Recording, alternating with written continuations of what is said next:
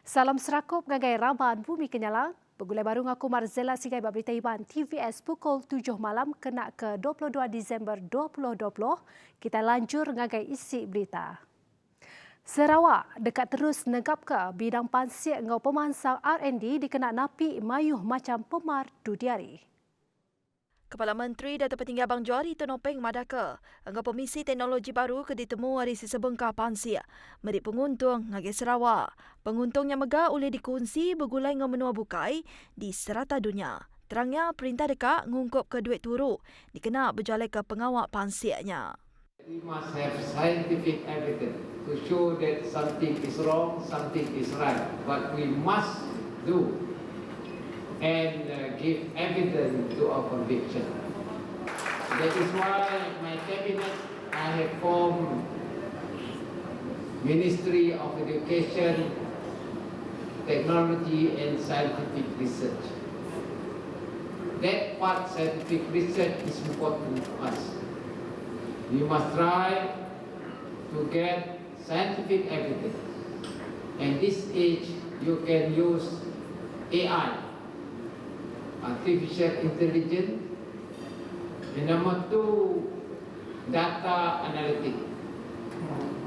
You collect your data, and from that data, you can derive certain solution.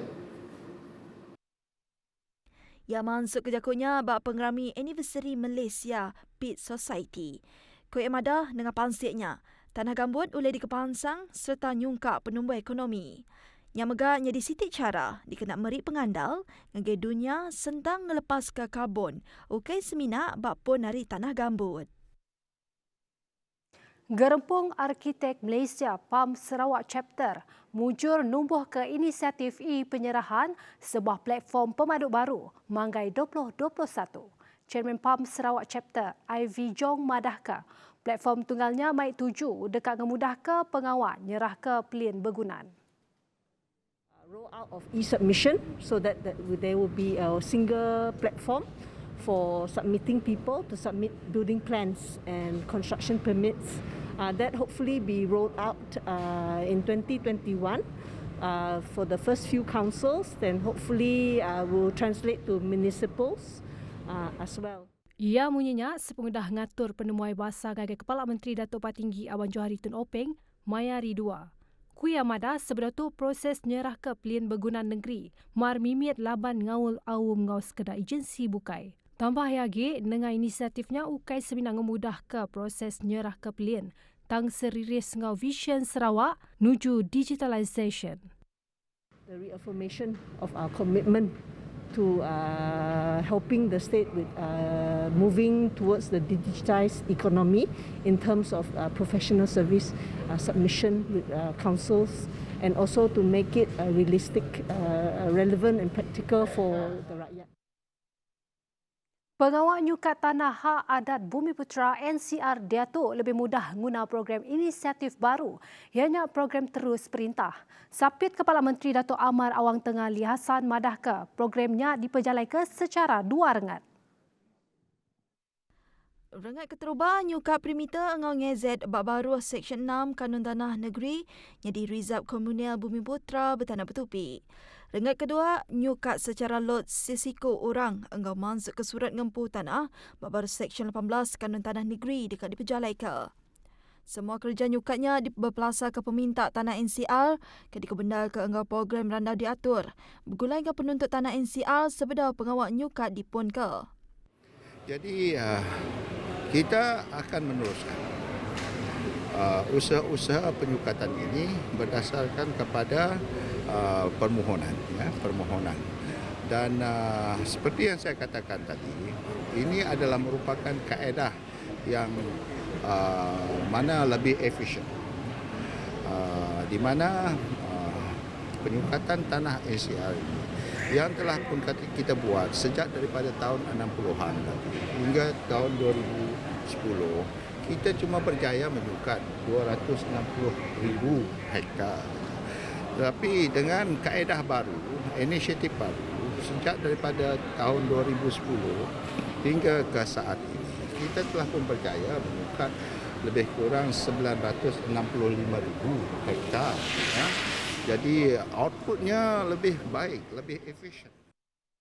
Yaman sekejakunya lebuh di kerandau Rabah Media, sepengudah pengerami nyerah ke Gazet Rizab Komunal Bumiputra, bab baru Seksyen 6 Kanun Tanah Negeri, engau surat hak ngempu tanah, bab baru Seksyen 18 Kanun Tanah Negeri, bagian Serian.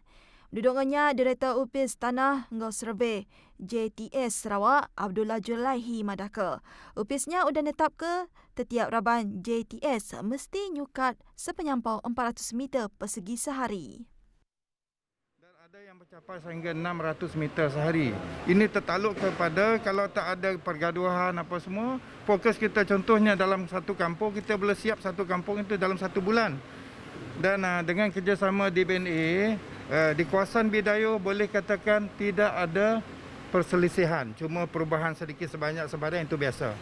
Jadi fokus utama yang Datuk Amar katakan tadi ialah intipati kepada kejayaan ini ialah kerjasama. Kut Sapin Kirim. Peranak kampung mundai kenyadi penerima surat palak tanah, inisiatifnya di Pedak lebih mudah. Mereka buat sekali lah dengan kami orang survey bersama JKK kampung, bantu mereka lah. Yang mana cepat lagi lah. Sebelum sukat kami inform tu penduduk lah. Yang mana tempat rumah mau disukat. Banduri semua corporate lah. Macam tu lah cepat kan. Nangkan kenya Jiram Mijong, Madaka. Engau pemisi surat palak tanahnya, aktiviti bertanam petupi dekat nyadi lebih mudah. Jadi bagi kami penduduk kampung yang telah mendapat surat ini begitu pentinglah bagi kami sebab ini memudahkan lagi kami untuk mendapat untuk memohon jalan ke kawasan tanah kami dan mungkin dapat membantu penduduk kampung yang mendapat geran tanah ini untuk menambahkan lagi hasil pertanian bila dah ada jalan-jalan masuk ke kawasan pertanian kami ini.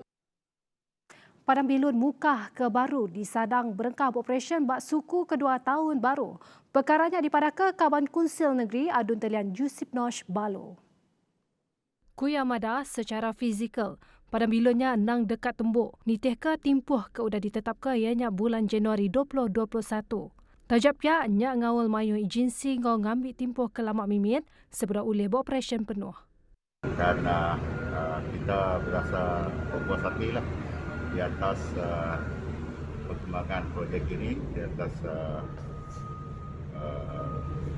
kerja-kerja yang telah dibuat oleh pihak kontraktor untuk mempercepatkan penyiapan lapangan terbang ini dari segi digital. Dan kita berharap agar penduduk dan pengguna bersabarlah untuk menggunakan lapangan terbang baru Mukah ini yang akan beroperasi sepenuhnya at least pada pertengahan tahun 2021. Ku Yusip Nosh madagi hari bulan nyerah ke penudi ianya kena 11 April 2021. Padang Bilun keberga 360 juta ringgitnya megak disikap perengkagunan antarabangsa bakal immigration ngau kuarantin. Upis Kerjarai JKR Sarawak benar berunding ke dekat ngagak sekedar jalan alternatif bak sebelah Mengeri Kapit. Tu dikena mutar ke penanggul penyekut jalan alun ke suahnya di bak kandang dunia.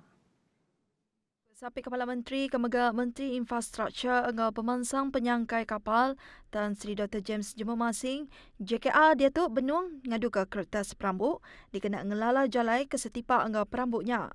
Penyekut bak Mengeri Kapit di Pedak Majak Nyadi, sepengudah jalai penyambung Hari Kapit ke Sibu berengkah dibuka maya bulan Oktober tahun tu.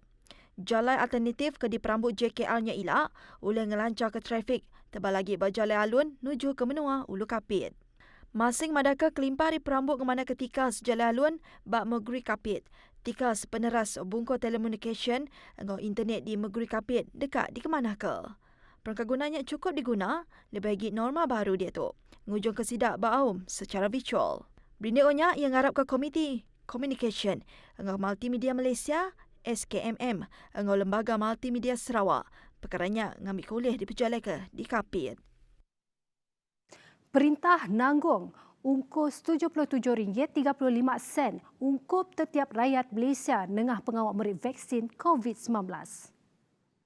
Menteri Sains Teknologi dan Innovation, Khairi Jamaluddin merit secara percuma ngagai 82.8% population atau 26.5 juta ikut orang.